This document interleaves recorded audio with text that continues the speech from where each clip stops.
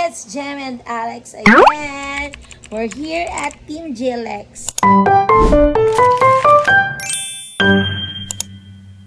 Okay mga bi, meron naman tayong second episode na matututunan nyo naman for today's video. So ito ay nahagip muli natin sa ating mga kalabada at ang kanyang question ay ito. So ang sabi niya dyan, ano daw ba ang dapat gawin kapag nawawalan ng mga damit or branded ang ating mga customer?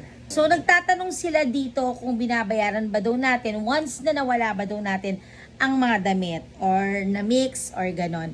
So kami mga Bino, sa tagal na rin namin para doon sa mga bago natin na mga kalabada dyan, kami ni Dada ay nag-start mag-laundry since 2013. Diba da? 2013 kami nag-start mag-laundry. Diba? Apo.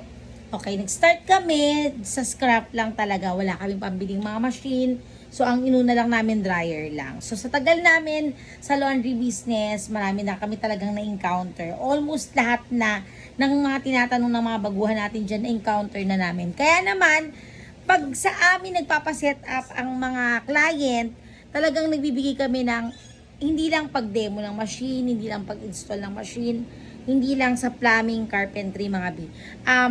Ginagawa po namin, nagbibigay kami ng free training and seminar po upon turnover para dun sa operation ng business. Tinuturo po namin yon para malaman ninyo kung ano yung mga dapat ninyong gawin at hindi gawin. Para naman hindi na kayo mag-try, trial and error, diba? Na parang, try ko muna to, pag okay, okay, pag hindi, aalis si customer. Pangit yung ganung simula na nakamix ka muna, nakasunog ka muna, nakawala ka muna ng damit. So pag ganun mo sinimulan, ang business mga bi, baka hindi na sila bumalik sa'yo or matatagalan yung return of investment mo. Kasi nga, imbis na nagtutuloy-tuloy yung mga customer mo na nasusubok sa'yo, hindi na sila umuulit kasi nga mali-mali yung ginagawa natin. So, pag kay Jilex kayo nagpa-setup, mga bi, tinuturo namin lahat yan. So, dun sa question na to, ang tanging mapapayo lang namin, number one mga bi, ang lagi kong sinasabi sa mga client ko, wag tayong basta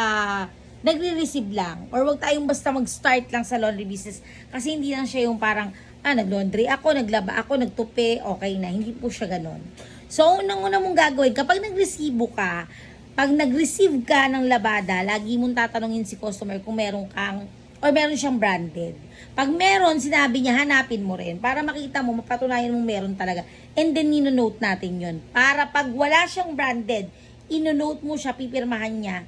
At kung dumating man yung time na maghanap siya sa'yo, makikita mo dun sa copy ng receipt mo na hindi mo itatapon ha, itatabi mo yon. So, pag bumalik siya at naghanap siya sa'yo, meron kang proof na eto po, nagtanong ako sa inyo na nagpalaba kayo, nasabi niyo po wala kayong branded, eto po yung note. So, yun, mga ganon. So, tinuturo natin yan upon turnover din mga B para malaman ninyo na meron po talagang ganong pagkakataon. At madalas po modus po yun ng mga alam nilang bagong bukas ng si laundry shop para magbayad. Syempre, bagong bukas ka lang, hindi mo naman talaga mapapatunayan kung talagang minawala ka o hindi. So, ang gagawin mo lang talaga makipag-areglo at magbayad kahit papaano. So, yun. Ganun lang po. Number one, inote ninyo, tanongin nyo sila kung may mga branded. And, yung question niya na kapag nawala ba daw, nagbabayad tayo, alam nyo, walang perfectong tao, no? Walang perfectong nagdinegosyo. Hanggang ngayon nga, kami, may mga pagkakamali pa rin kami. At kung sakaling dumating man yung pagkakataon na talagang na-mix mo, nawala mo, na-missing mo yung mga ibang damit niya, talagang wala kang magagawa kundi bayaran yun. Kasi, mahirap talikuran na lang yung pagkakamali mo dun sa ganun. Kasi, pag pinost ka niya, masisira ka na. Kaya nga, dapat ang number one mong matutunan, huwag mong ipag-mix yung damit. Huwag mong mawala yung damit. So, yun. Ayun. Kaya, mag-follow ka lang dito sa page namin para mas marami kang matutunan. Para matutunan mo yung mga ganung bagay. So, ikaw, anong masasuggest mo para hindi nami-mix or nawawala yung mga damit ng mga customer based on your experience? Hindi, gawin mo lang, pagka-receive mo, kiluin mo. Siyempre, pagka-kilo mo, para hindi ma-mix, sisa lang muna.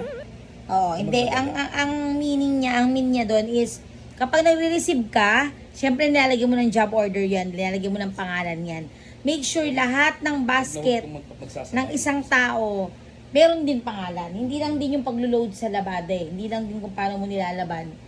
Pinaka-importante na kapag nag-receive ka ng laundry, lagyan mo ng pangalan kasi yung mga plastic. Huwag kang mag-i-start magtupi dun sa kabila nang hindi pa tapos yung Oo, yun din yun, technique din yun. Kapag nagtutupi ka or nagtutupi mo, kapag napak na niya yun, dun mo palang ibigay dun sa folding area yung isa pang Hindi mo naman customer. makukuha sa sabay-sabay yan. Kasi yung iba pinagdidikit-dikit po nila Hindi. yun. Magkakasama po yung damit. Parehas lang yung time na matatapos siya at matatapos yun. So, doon ka na sa sure, di ba? Di ba nangyayari kaya nagmimix sila, nagtutupi siya, tapos yung dinadampot niya pala, hindi na pala sa kanya damit. So nagmimix sila kasi nga minsan yung nagtutupi mo. Tapos mag-cellphone ka pa, di ba? Oo, so mga ganon Malilito ka yun. na. Tapos yung question mo na kailangan bang bayaran, yes po. Depende sa usapan ninyo, depende rin kung paano mo tinatanggap yung pagkakamali mo kasi Alam mo naman talaga na nawala.